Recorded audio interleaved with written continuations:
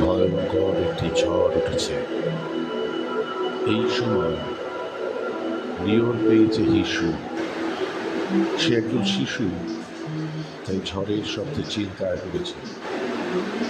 একে তো নির্দিষ্ট করতে পারে না সে কোথায় হিসু করবে।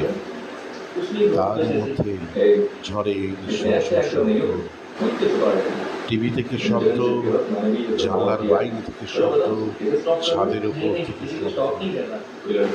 রিও ঠিক করতে পারে না সে আসলে হিসু করবে কি করবে না। সে কি গর্তের মধ্যে ইঁদুর খোঁজে, কলের ভেতরে জল খোঁজে, তারপর খুঁজে পায় একটি দেওয়ালের একটি টাওয়ালের নিচে। সে বুঝতে পারে এখানেই তার আসল কর্মটি করতে হবে। তারপর সে শুরু করে তার আসল কর্ম। হলুদ তেলের মতো তার বজ্র গড়িয়ে পড়তে থাকে। রিও একটু রিলিফ পায়। রিওর মনে হয় এই ঝড় এখানে থেমে যাবে। সে তাড়াতাড়ি বাথরুম থেকে বেরিয়ে পড়ে এবং তারপর দৌড়ে চলে যায় একটা টিভি অফিস।